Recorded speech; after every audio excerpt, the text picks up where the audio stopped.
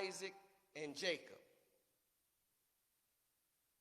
She's not a part of those 12 tribes. Gad, Dan, Naphtali, Reuben, Simeon, Levi, Manasseh, and Ephraim. She's not one of those descendants. And she doesn't care. She's a black woman with a black child that's got something going on the inside. And she knows that what's going on inside her child is not what God put in her, and she needs that demon to come out, and she don't care what nobody else got to say.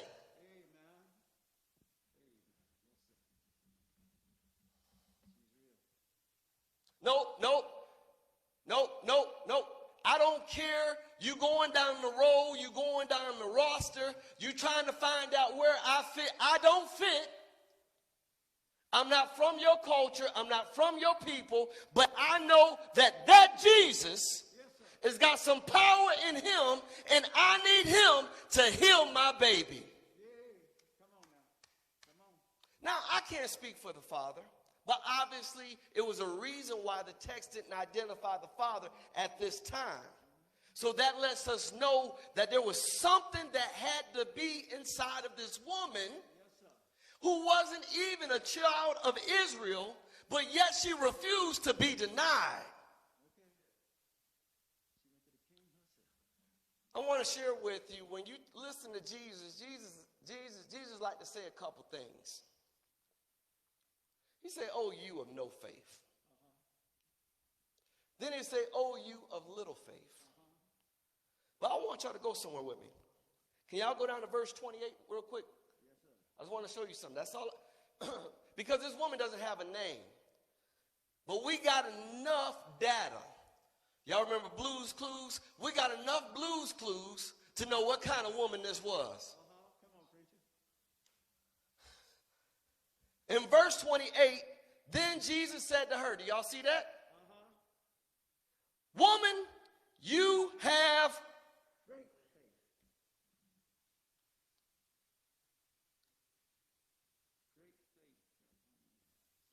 Jesus had some men that was with him for 3.5 years.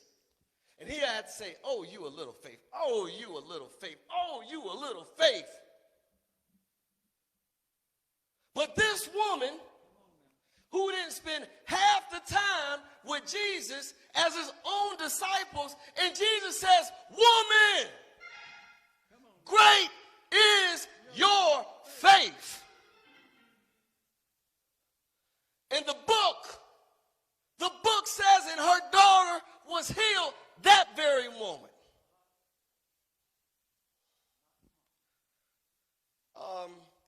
So I can't say that there's more power in the man than there is power in the woman, but I can tell you this, that when a woman has got her mind made up,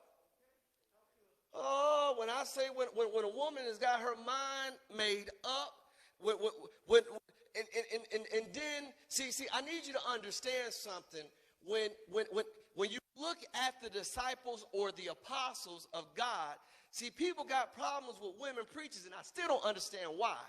Because what happened was, Peter said, "Listen, don't hang me like you hung my Savior, so hang me upside down." So what they did was they crucified Peter upside down because Peter did not think he was worthy to die the same way. So when it came to John the beloved, they boiled his skin in hot grease. After they boiled his skin in hot grease, they threw him in prison. So how in the world do we preach the gospel if all the men are dead? It's because we had a Lydia. It's because we had a Janiah. We had a Lois. Are y'all still with me?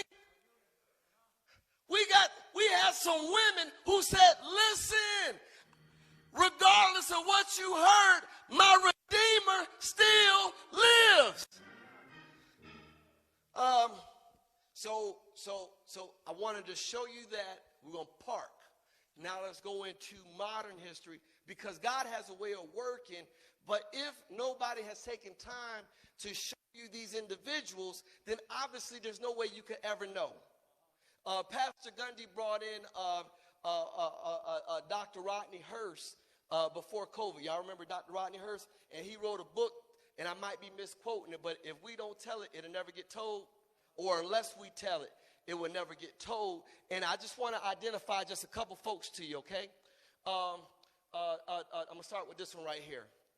Now, you probably have seen her, and I'm going to call her name. Her name is Mary McLeod Bethune. Her name is Mary McLeod Bethune, and Bethune-Cookman University, BCU, is named after Mary McLeod Bethune. So what some people may or may not know, when Mary McLeod Bethune was going to college, she was studying to be a missionary. But she was studying to be a missionary to go to Africa. But white missionaries said, we got this. So what she ended up doing was coming down here to Florida, to Daytona, and said, well, since I can't teach my people in Africa, I'm going to teach my people here.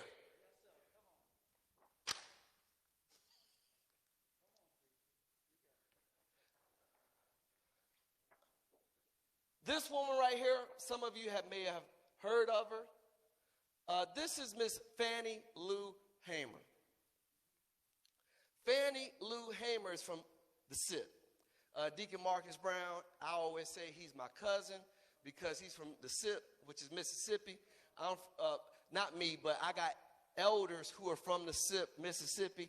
And Fannie Lou Hamer, she said, if only God has kept the Negro sane.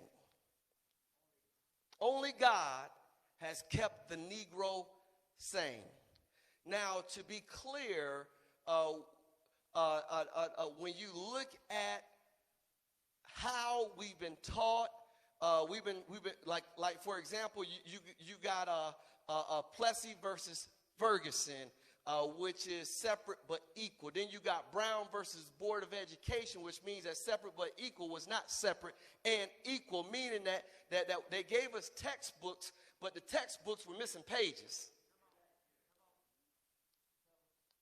So Fannie Lou Hamer said, I'm sick and tired of being sick and tired. So what did she do? She said, y'all won't feed my people. Somebody give me some hogs. I need a female and a male so I can breed that female so I can get some piglets.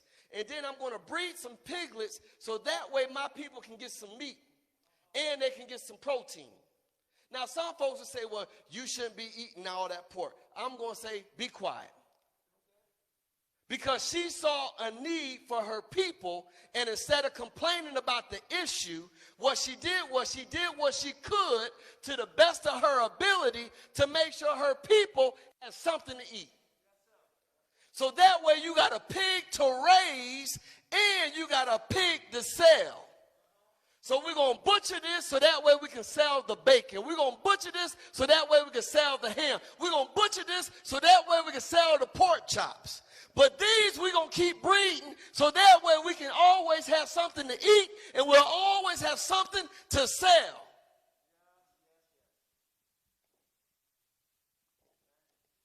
She also ran for U.S. Senator, but she lost. But she didn't sit back and complain about the politics. She actually got in the fight. Somebody say, I have a dream. Now, obviously, if you have never been exposed to this woman, you would think that Martin Luther King gave birth to I Have a Dream. There was this area in Georgia called Terrible Terrell County. And the reason why it was called terrible is because the Klan was so prevalent in that area that they were burning black churches. Now, I told you that we did not segregate the church. We tried to integrate the church. But then they told Absalom Jones, and they told my man Richard Allen, you're no longer welcome here. and then they gave birth to the AME church. I want to make sure that, because when people say that the black church or the churches are segregated on Sunday, it ain't because that's what we wanted. It's because of what they did. And then when we had our own churches and we were educating our own people, what happened was they were bombing them. They said, you fix it. So in terrible Terrell County, Martin Luther King happened to be in the congregation that night, and they asked a lady by the name of Prathia Hall to pray for everybody. And she said, I have a dream. I have a dream. I have a dream. I have a dream. I have a dream. I have a dream. I have a dream. I have a dream. I have a dream. And she kept talking to God about that dream that Martin said the next year he had to tell the world.